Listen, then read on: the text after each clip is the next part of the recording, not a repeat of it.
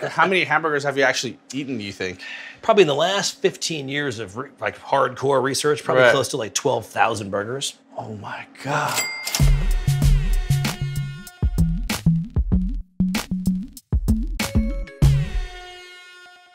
For some people, burgers bring to mind the perfect proportions of an emoji keyboard or the familiarity of the golden arches. But fanboys like me, the beauty of the burger is in their differences. No one understands the nuances of burgers across the country like burger lord George Motz, whose badass book, Hamburger America, became the holy grail for burger fans. Today I'm heading to his house in Brooklyn for a crash course in 3 regional burger styles.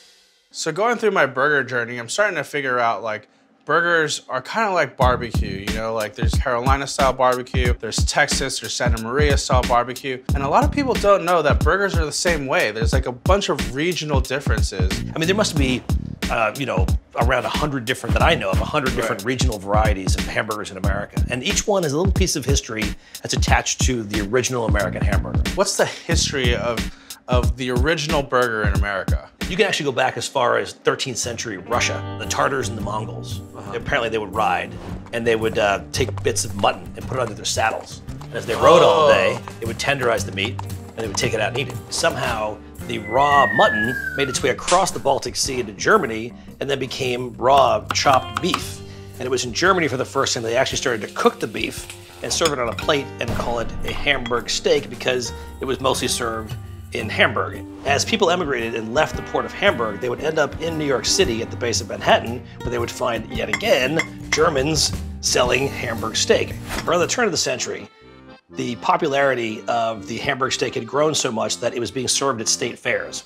Things were becoming portable. So someone said, why don't we take Hamburg steak and put it on bread? And that was the beginning of the hamburger. Bam. Yeah, in America. Holy crap. And then the rest is all history. So what I've learned is that it's really not about toppings. I mean, anybody could take toppings and put them on a burger. But in America, it seems like in these regional pockets, it's about method. It's about how the burger's made. I'm gonna make 3 regional burgers today, okay? I'm gonna make the deep fried burger from Tennessee, the Oklahoma fried onion burger, and the steamed cheeseburger from Connecticut. Awesome. Let's do it. Before the days of flat tops or drains and, you know, catch bins and all that kind of stuff, they cooked in skillets. And the skillet would eventually fill up with beef tallow. And they realized that they don't have time to dump it out, it's too hot to dump, let's just keep going. And they realized after a while that people like the flavor of the deep fried meat. And in fact, there's one place you go to in Tennessee called Dyer's. They actually had the oil, the same grease in the pan for over 100 years. Wow, infinity grease. Good. Japanese people have that with their yakitori sauces, like it's like a continuous thing. Exactly, yeah. Like that's where love comes from. So, measured scoop, marble surface, only because this is what they use at Dyer's. I don't know why they use marble. For 100 years they've been using marble.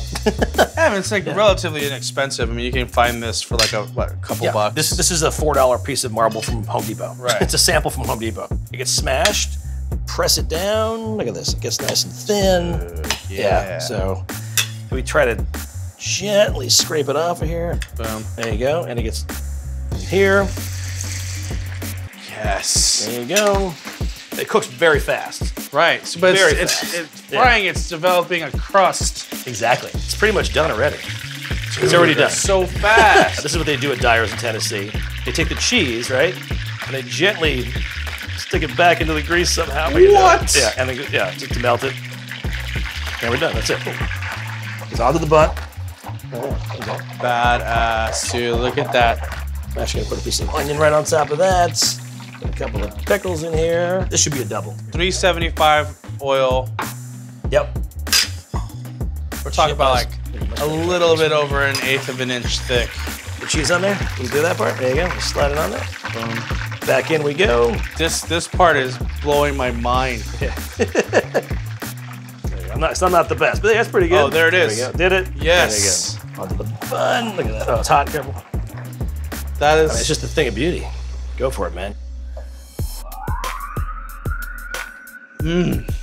This is so good. This doesn't have ketchup, mustard, mayo. You can if you want, but you don't. Dude doesn't need it. I mean, grease is a condiment. The cheese. Yeah. It's almost like if cheese was like pouring into all the crevices of the beef.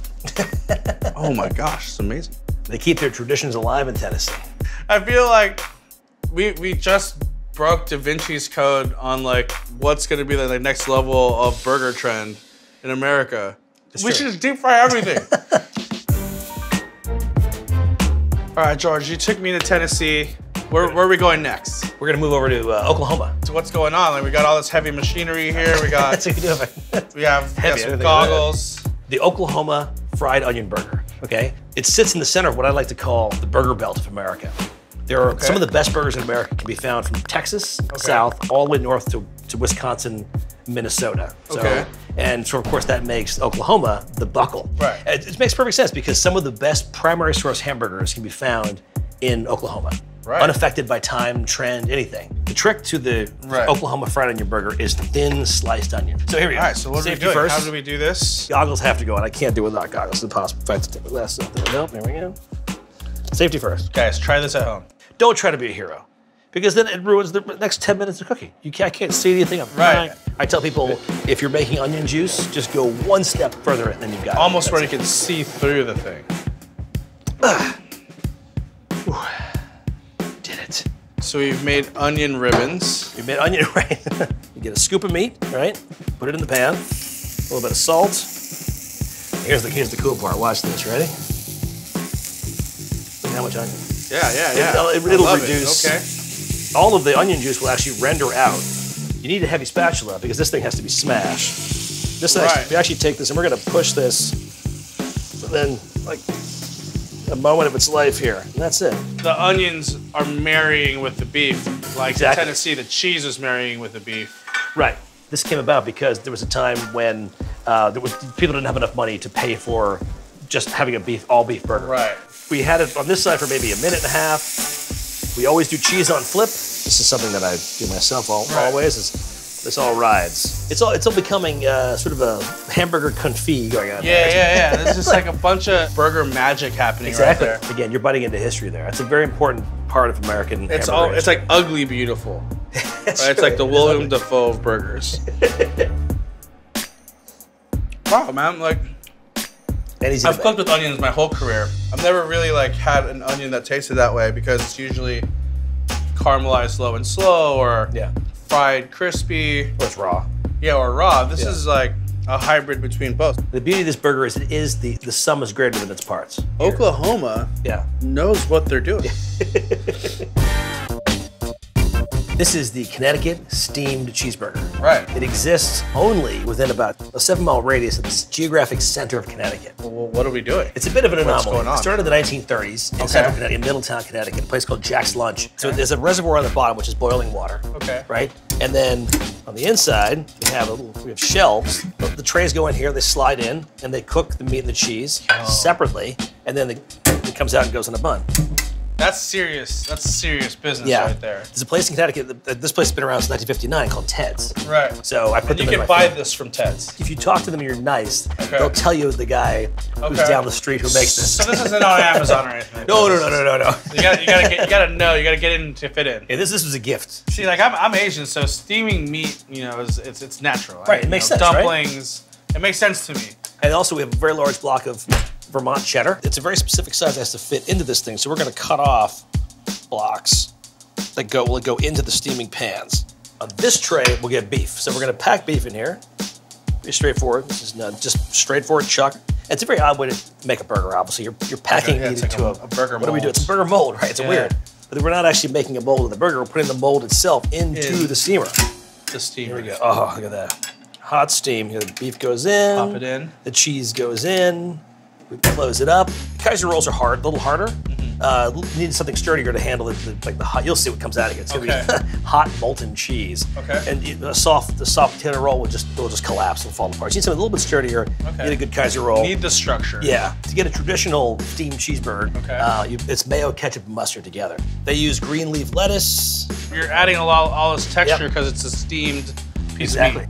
Normally this would take 15 minutes or so to cook the steam, right? And this spatula is perfectly fit for this bad boy. So, oh shit. So I'm gonna do this, it comes out of here, look at that. It goes on there. It's a little weird looking. Okay. I'm used to like my wonton opening up and showing me gray meat. Yeah. We're good. So here we go, this is the crazy part right here. Yeah, this is the magic right here, right? Here's the magic right here, yeah, this is the, so you wanna make sure. Oh yeah, baby. Yeah. Oh yeah. And that is a steamed cheeseburger. That is the craziest thing I've ever seen. That's why we changed the bun, because you're gonna need that stability, man. Look at that. Yeah. Okay. Go for it. Try it. Oh my god. Oh yeah. Cheese is dope. Oh, that's the star. Yeah. It's like a dumpling meat. Like it's really it's delicious. It's very beefy. That's what I like about it. Actually, the flavor of the beef, like the pure beef, shines through. Who knew? I did. Amazing burger. People today, I think, who are making burgers think you have to add a lot of stuff to the burger. You have to have, avocados and fried oysters and shit. And it's like, you don't need that stuff. You don't need all that stuff. You ask some of these people when you go to the classic places in America, why don't you add more stuff? And they said, because Grandpa never did. Yeah, That's the way we've been doing it for 100 years. Why would we change?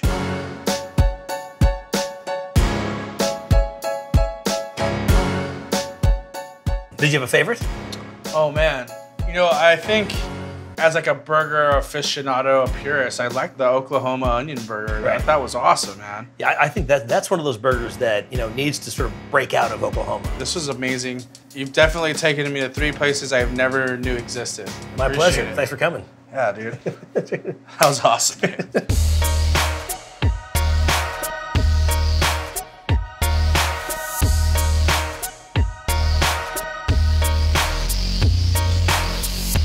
You can't tell anybody. That's very secret. Don't tell anybody that. I saw that. Fuck you.